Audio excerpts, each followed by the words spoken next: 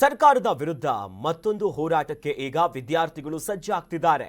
ಇತ್ತೀಚೆಗಷ್ಟೇ ಧಾರವಾಡದಲ್ಲಿ ದೊಡ್ಡ ಮಟ್ಟದ ಪ್ರತಿಭಟನೆಯಾಗಿತ್ತು. ಇದೀಗ ಕಲಬುರಗಿಯಲ್ಲಿ ಬೃಹತ್ ಹೋರಾಟಕ್ಕೆ ವಿದ್ಯಾರ್ಥಿಗಳು ರೆಡಿ ಆಗ್ತಿದ್ದಾರೆ ಪ್ರೊಟೆಸ್ಟ್ ಮಾಡೋದಕ್ಕೆ. ಅಂದ್ರೆ ಖಾಲಿ ಹುದ್ದೆಗಳ ಭರ್ತಿಗೆ ಆಗ್ರಹಿಸಿ ಪ್ರತಿಭಟನೆಗೆ ಮುಂದಾಗಿದ್ದಾರೆ. ಮಾರ್ಚ್ 27ರಂದು ಕಲಬುರಗಿಯಲ್ಲಿ ಈ ಪ್ರತಿಭಟನೆ ಸಾಗುತ್ತೆ ಅನ್ನೋದಾಗಿ ಕಾಂತಕುಮಾರ್ ಅವರು ಹೇಳಿಕೆ ಕೊಟ್ಟಿದ್ದಾರೆ. ಪ್ರತಿಭಟನೆಯಲ್ಲಿ ಸಾವಿರಾರು ವಿದ್ಯಾರ್ಥಿಗಳು ಭಾಗಿಯಾಗ್ತಿದ್ದಾರೆ. ಜೊತೆಯಲ್ಲಿ ಧಾರವಾಡ ಪ್ರತಿಭಟನೆಯ ವೇಳೆ ಸಿಎಂ ಒಂದಿಷ್ಟು ಭರವಸೆ ಕೊಟ್ಟಿದ್ರು. 1 ತಿಂಗಳಲ್ಲಿ ಹುದ್ದೆಗಳ ಭರ್ತಿಗೆ ನಾವು ಕ್ರಮ ತೆಗೆದುಕೊಳ್ತೀವಿ ಅಂತ. ಆದರೆ ಈಗ ತಿಂಗಳು ಕಳೆದರೂ ಕೂಡ ಕ್ರಮವನ್ನ ರಾಜ್ಯ ಸರ್ಕಾರ ಕೈಗೊಳ್ಳುತ್ತಿಲ್ಲ. ಕೆಪಿಎಸ್ಸಿಯಲ್ಲಿ ಸಾಕಷ್ಟು ಅಕ್ರಮ ನಡೆದಿದೆ. ಈ ಅಕ್ರಮದಲ್ಲಿ ಶಾಸಕರು, ಮಾಜಿ ಸಚಿವರು ಭಾಗಿಯಾಗಿರುವುದು ಕೂಡ ಇದೆ.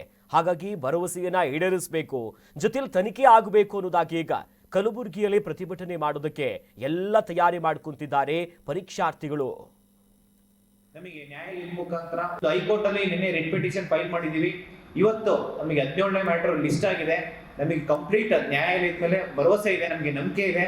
ಈ ಹಿಂದೆ ನಮಗೆ ಧಾರವಾಡ ಇರ್ಬೋದು, ಬೇರೆ ಬೆಂಗಳೂರಲ್ಲಿ ಇರ್ಬೋದು, ಎಲ್ಲ ಕಡೆನೂ ಅಷ್ಟೇ ನಮಗೆ ನ್ಯಾಯಾಲಯದ ಮುಖಾಂತರ ಹೋರಾಟಕ್ಕೆ ಪರ್ಮಿಷನ್ ಸಿಕ್ಕಿದೆ. ಅದೇ ರೀತಿ ಇದೇ ತಿಂಗಳು 27ನೇ ತಾರೀಕು ನಾವು ಪರ್ಮಿಷನ್ಸ್ ಕೇಳಿದೀವಿ ಕೋರ್ಟ್ ಅಲ್ಲಿ. ಕೋರ್ಟ್ ಮುಖಾಂತರ ನಮಗೆ ನ್ಯಾಯ ಸಿಗುತ್ತೆ ಅಂತ ಒಂದು ಭರವಸೆ ಇದೆ. ಆ ನಂಬಿಕೆ ಮೇಲೆ ಇವತ್ತು ಒಂದು ಪ್ರೆಸ್ ಮೀಟ್ ಮಾಡ್ತಾ ಇದೀವಿ.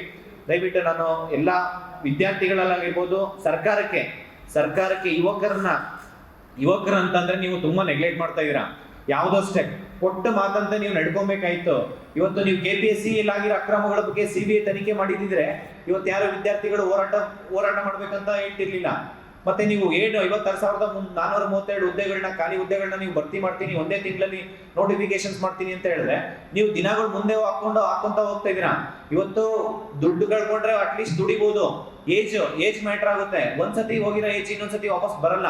ದಯವಿಟ್ಟು ಸರ್ಕಾರ ಯುವಕರನ್ನ ನೀವು ಕಡೆಗಣಿಸಿದ್ರೆ ಮುಂದಿನ ದಿನಗಳಲ್ಲಿ ಎಲ್ಲ ಯುವಕರ ಶಕ್ತಿ ಏನಂತ ತೋರಿಸ್ತೀವಿ. ಯಾಕೆಂದ್ರೆ ಇವಾಗ ನಡೀತಾ ಇರೋಂಥ ದಾವಣಗೆರೆಯಲ್ಲಿ ಆಗಿರ್ಬೋದು ಎಲೆಕ್ಷನ್, ಈಗ ಬಾಗಲಕೋಟೆ ಎಲೆಕ್ಷನ್ ಅಲ್ಲಿ ಇರ್ಬೋದು, ಎಲ್ಲ ಯುವಕರು ಡಿಸೈಡ್ ಮಾಡಿದ್ದಾರೆ ನೋಟಾಗೆ ವೋಟ್ ಹಾಕ್ಬೇಕಂತ ಹೇಳಿ. ಯಾಕೆಂತಂದ್ರೆ ಈ ಒಂದು ವಿಚಾರವಾಗಿ ಸರ್ಕಾರ ಸೀರಿಯಸ್ ಆಗಿ ತಗೊಂಡು ರೆಕ್ರೂಟ್ಮೆಂಟ್ ಮಾಡಿ. ಈಗ ರಾಜ್ಯದಲ್ಲಿ ಖಾಲಿ ಹುದ್ದೆಗಳಿಲ್ಲ ಅಂತ ಅಂದ್ರೆ ಏನಾಗ್ಬೋದು, ನೀವು ಸುಮಾರು 15 ಕರ್ನಾಟಕ ನ್ಯೂಸ್ ಬೀಟ್ ಫಾಲೋ ಮಾಡಿ, ಸಬ್ಸ್ಕ್ರೈಬ್ ಮಾಡಿ.